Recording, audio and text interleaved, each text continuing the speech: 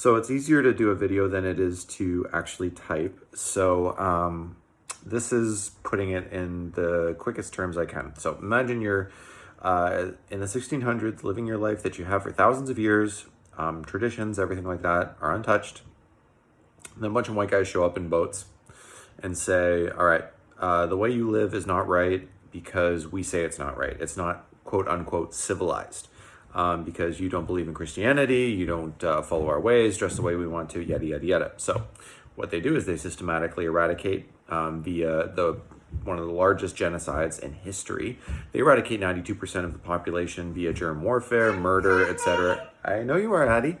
And then after that, you've got the systematic elimination of their way of life. So if you are dressing like an Indigenous person, you're referred to as a savage. Canada itself makes tons of legislature, including the Indian Act, which essentially says you are invalids, you are children, you're unable to take care of yourself, etc., etc., etc. Wear our clothes, dress the way we want, do what we are, and be quote unquote civilized. And then comes the residential school system, which basically abducts children from their parents, puts them into these schools run by the Catholic Church and the government, which says your ways are not right. We're going to beat those out of you, basically. So children, there have been cases that children were physically, sexually abused, verbally abused. Tongues were, like nails were put through tongues for speaking their own language. Their ponytails were cut off. Their long hair was cut when they entered the schools, etc., etc. So fast forward to 2020.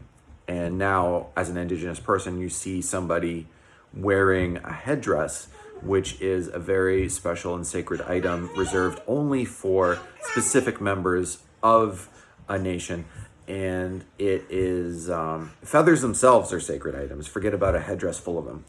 And you see a settler, which is defined as anybody who is not Indigenous, wearing that item as a, thank you, Addie, as a joke or a mockery or a costume or just for plain old fun.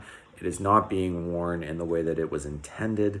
And that I'm talking to some people on my Facebook. And that is where the insult lies. And that is where the problem lies, is that the people that are saying this is not offensive are the people that aren't the stakeholders in it. So it's like telling a person who is black that making fun of slavery or using the N-word should not be offensive. So you're not, people who are not stakeholders in it don't have the right to say what is or isn't offensive. The headdress is a sacred object. Regalia is a sacred piece as well. So regalia refers to what an Indigenous person would wear during powwow dances, during ceremony.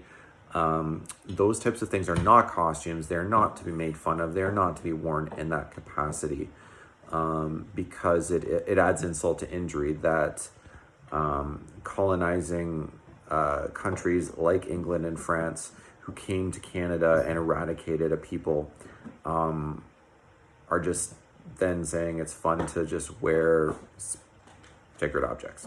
So that, in a nutshell, I'm hoping to shed some light on why it is a problem.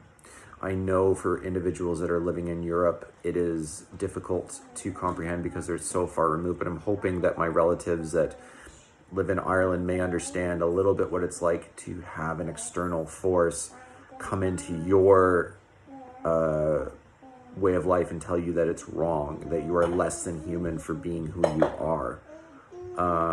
So maybe that sheds some light on it.